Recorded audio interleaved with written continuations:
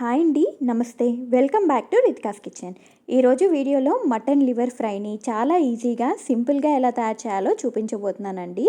ఒకసారి మీరు కూడా ఇదే విధంగా ట్రై చేసి చూడండి. పప్పు, సాంబార్, రసంలోకి సైడ్ డిష్గా చాలా అంటే చాలా బాగుంటుందన్నమాట. సో ఇక లేట్ చేయకుండా తయారీ ప్రాసెస్ ఏంటో ఇప్పుడు చూసేద్దాం. మటన్ లివర్ ఫ్రై కోసం ముందుగా ఇక్కడ నేను 1/2 కిలో మటన్ లివర్ని తీసుకున్నాను. దీన్ని శుభ్రంగా 4-5 సార్లు వాష్ చేసుకొని ఇలా చిల్లుల గిన్నెలో వేసుకున్నాను.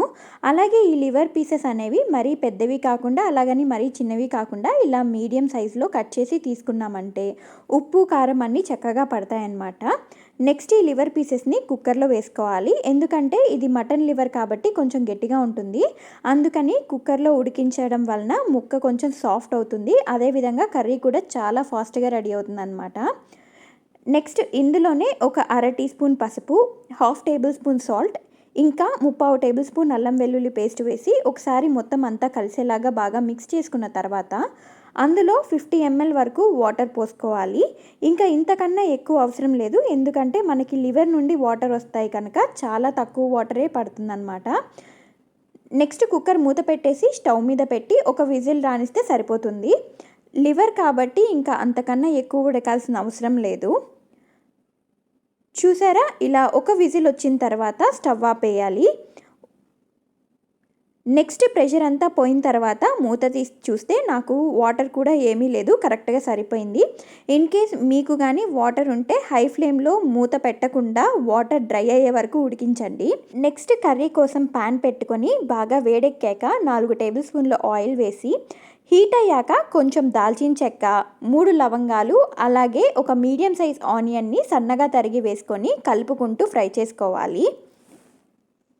ఇలా ఆనియన్స్ ఒక 50% వరకు ఫ్రై అయిన తర్వాత మనం ఉడికించుకున్న లివర్ని కూడా వేసి స్టవ్ని మీడియం ఫ్లేమ్లో ఉంచుకొని మధ్య మధ్యలో కలుపుకుంటూ ఫ్రై చేసుకోవాలి. ఒకవేళ మీకు లివర్ ఉడికించినప్పుడు వచ్చిన వాటర్ ఉన్నా పర్వాలేదండి, వాటర్తో సహా వేసుకొని ఫ్రై చేసుకోవచ్చు. ఇలా ఒక 5 మినిట్స్ మంచిగా ఫ్రై చేసుకున్న తర్వాత 1 టేబుల్ స్పూన్ కారం వేసుకొని ఇక స్టవ్ని కూడా లో ఫ్లేమ్లో పెట్టుకొని ఫ్రై చేసుకోవాలి. ఈ మటన్ లివర్ కొంచెం స్వీట్గా ఉంటుంది కనుక కారం ఎక్కువే పడుతుందన్నమాట. ఇలా మధ్య మధ్యలో కలుపుకుంటూ ఈ కారం అంతా ముక్కలకి పట్టేలాగా ఫ్రై చేసుకోవాలి. నెక్స్ట్ ఇందులోనే కొంచెం పుదీనా, ఒక 3 వరకు పచ్చిమిర్చిని కట్ చేసి వేసుకొని లో ఫ్లేమ్లో మరికొంచెం సేపు ఫ్రై చేసుకుందాం. ఇప్పుడు చూసారా, చూస్తుంటేనే అర్థమవుతుంది కదా మంచిగా ఫ్రై అయిందని.